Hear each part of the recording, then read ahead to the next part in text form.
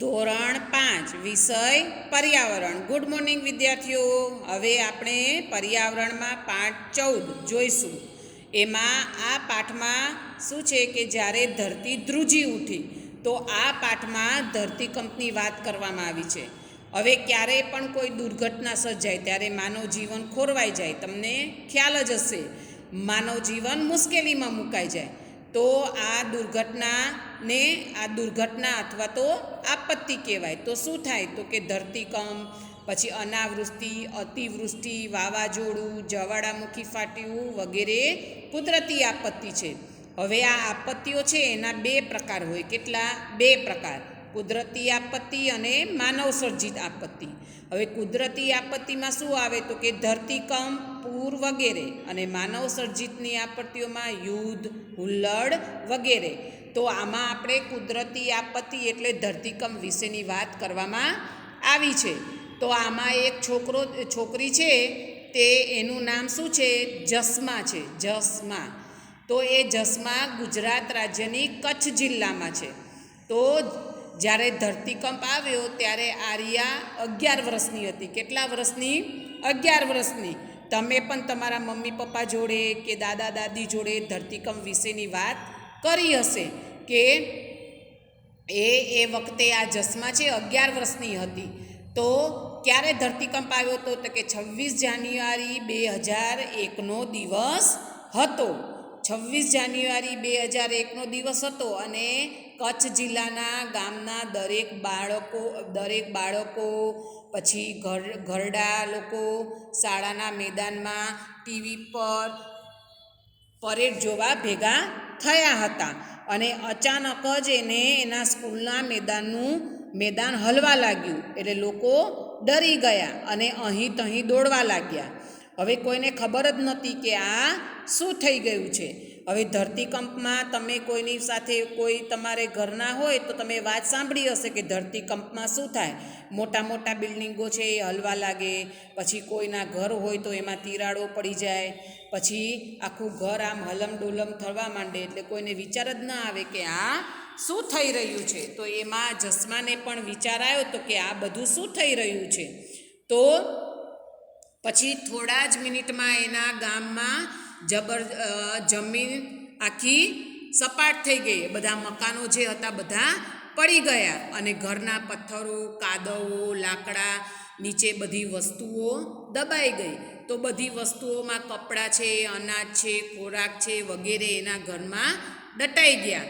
અને તે સમયે દરેક વ્યક્તિ વિશે બે બાબતો વિશે વિચારતી કે જે લોકો દટાઈ ગયેલા હતા તેમને બચાવવા માટે લોકોની સારવાર કરવી, કોઈને બચાવવા માટે કોઈ આવે, અને જેને નુકસાન થયું એને દવાખાને લઈ જવા માટે બધા વિચારતા હતા.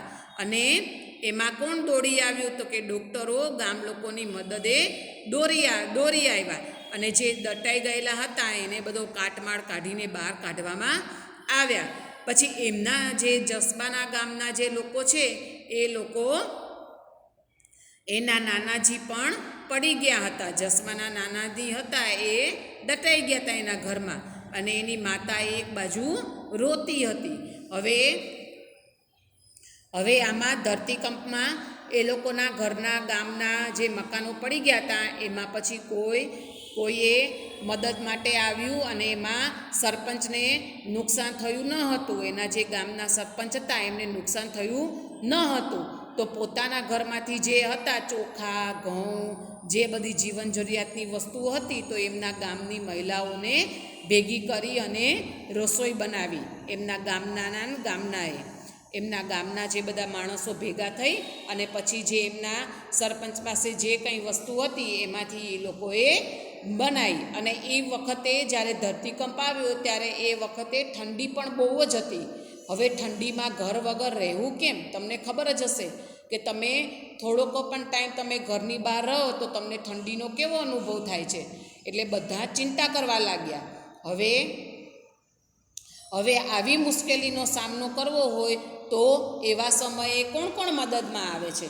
તો એવા સમયે આ લોકોના ગામમાં મદદ માટે કોણ આવ્યું? તો કે એવા સમયે ગામના મદદ માટે સરકારી અને ONGC સંસ્થાઓ તો એ લોકો ખોરાક, પાણી અને કપડાની મદદ કરી અને સરકારી ડૉક્ટરો, નર્સ, ખાનગી હોસ્પિટલના ડૉક્ટરો વગેરેએ જે ઘાયલ થયા હતા એમને સારવાર માટે લઈને દવાખાને લઈ જતા હતા.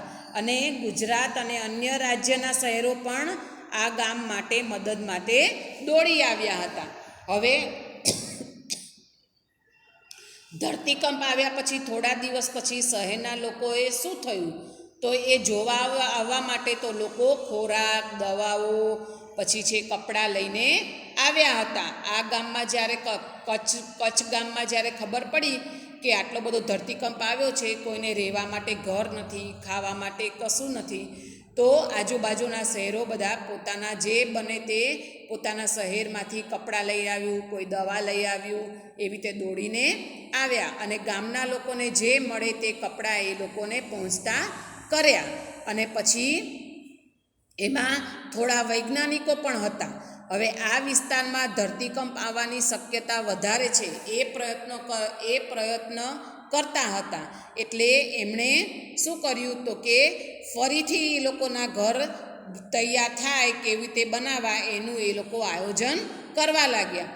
તો ઇજનેરો પછી આર્કિટેક્ટ્સ એમના ઘર માટે ખાસ પ્રકારની રચનાઓ બનાવવા માંડ્યા. તમે બાજુમાં જોયું હશે, બાજુના ચિત્રમાં તમને દેખાય જ છે કે એ લોકો પોતાનું ઘર ફરીથી તૈયાર કરવા માટે એ લોકો એ અનુમાન કરવા લાગ્યા. તો કોઈ વળી લોકો થોડા ડરતા હતા કે અમારા ઘરો બાંધશો તો અમારું ગામ અમારા જૂના ગામ જેવું લાગશે નહીં. તેથી ગામ લોકોએ શું વિચાર્યું કે ઘર તેઓને મદદથી પોતે જાતે બાંધશે. ગામના લોકો પોતે જાતે બાંધશે. એટલે ઇજનેરો અને ગામના લોકોનું એક જૂથ બનાવ્યું અને એક શાળા પણ બનાવશે. એટલે ગામના એમના પુનર્વસન માટે અમે બધાએ સાથે મળીને કામ કર્યું. એમના ગામના લોકોએ બધાએ ભેગા મળીને સાથે કામ કર્યું. અને ઘણા લોકોએ શું કર્યું તો કે તળાવ ખોદી માટી લાવ્યા, પછી છાણ માટી ભેરવી અને મોટા ગોળા બનાવ્યા અને એકબીજા પર ગોઠવી અને દિવાલો બનાવી અને દિવાલોને ચૂનાથી રંગી દીધી અને સુંદર ભાતચિત્રો અને નાના મોટા આભલાથી શણગારી દીધું. તમે ચિત્રમાં જોયું જ હશે કે જો તમને દેખાય છે ઝૂંપડું બનાવ્યું છે. પછી પાડીમાં જુઓ બે બહેનો અને જુદા જુદા આભલાએ બનાવ્યું છે. અને અમારું ઘર રાત્રિના અંધારામાં હીરાની જેમ ચમકતું હતું. હવે નીચે પ્રશ્નો આપ્યા છે કે જસબાના ગામે બીજી જગ્યાએથી ઘણા લોકો આવ્યા, તો આ લોકો કોણ હતા? તેઓએ ગામ લોકોને કઈ રીતે મદદ કરી? તો જસબાના ગામે બહારથી ઘણા લોકો આવ્યા હતા. તેમાં ડૉક્ટર, નર્સ, નેતા, પોલીસ, લશ્કરના જવાનો, સરકારી અને ઓએનજી સંસ્થાઓ જેવા સેવાભાવી કાર્યો આવ્યા હતા. અને એ લોકોએ કાટમાળ નીચે જે દટાયેલા લોકો હતા તેઓને બહાર કાઢ્યા અને તેઓને હોસ્પિટલમાં દાખલ કર્યા અને ઈજાગ્રસ્ત લોકોને સારવાર કરી. અને જેના ઘર પડી ગયા હતા તે લોકોને રહેવા માટે પ્લાસ્ટિકના તંબુઓ આપ્યા અને ખાવા પીવા માટે અને કપડાની વ્યવસ્થા પણ કરી આપી. હવે જસબાના ગામના લોકો ઇજનેરોના સૂચનાથી તેમના ઘર ફરીથી બનાવ્યા. જો ફરીથી ધરતીકંપ આવશે તો આ મકાન પહેલાં કરતાં સુરક્ષિત હશે કે કેમ, એ જસબાના ગામ લોકોએ પ્રશ્ન કર્યો. તો જસબાના ગામના લોકોએ ઇજનેરોને સૂચનાથી તેમના ઘર ફરીથી બનાવ્યા અને મકાન અને એ લોકોના ડિઝાઇન એવી રીતે બનાવ્યા કે બીજી વાર પણ ભૂકંપ આવે તો પણ એમના મકાનોને કશી પણ અસર થાય નહીં અને પોતાના ઘર સુરક્ષિત રહે. તો ચિત્રમાં તમે જોતા જશો કે એમને ગામ લોકોએ ફરીથી પોતાના ઘર બનાવ્યા. હવે તમારા ઘરની અને જસબાના ઘરની સરખામણી કરો. બંને ઘરો બનાવવા ચીજવસ્તુનો ઉપયોગ થયો હતો તો તેની યાદી તમારે બનાવવાની છે. તો ઘર બનાવવા માટે તમે શેનો ઉપયોગ કરો? તો કે તો ઘર બનાવવા માટે તમે શેનો ઉપયોગ કર્યો કે માટી, સિમેન્ટ, રેતી, કપચી, ઈંટ, લાકડું, લોખંડ વગેરેનો ઉપયોગ થાય ને. અને ગામડામાં હોય તો ગામડામાં શેનો ઉપયોગ થાય તો કે માટી, છાણ, ઝાડની ડાળીઓ, લાકડા, પથ્થરો વગેરે ચીજનો ઉપયોગ થાય છે. તમે જોયું જ હશે. અને હવે બાજુનું ચિત્ર જુઓ. એક છોકરો જો બે લાકડાના ટેબલ જેવું છે, એમાં બે એના પાયા છે એને પકડીને બેઠો છે ને. તો ઘરની બહાર ના જઈ શકો અને કોઈ મજબૂત વસ્તુઓ ટેબલની નીચે જતા રહો અને જોરથી ટેબલને પકડી રાખો તો પડી જાય નહીં અને ધ્રુજારી પણ બંધ થાય. તમને એમ લાગે કે ઘરમાં આવો ધરતીકંપ જેવું આવ્યું છે તો કોઈ મજબૂત હોય સાધન એની નીચે તમારે બેસી જવાનું. ધારો કે ટેબલ છે, પછી પલંગની નીચે છે, એની નીચે તમે બેસી જાઓ તો તમને ધરતીકંપની અસર બહુ થાય નહીં. હવે આગળનો પાઠ આપણે આગલા વિડીયોમાં જોઈશું. નમસ્તે.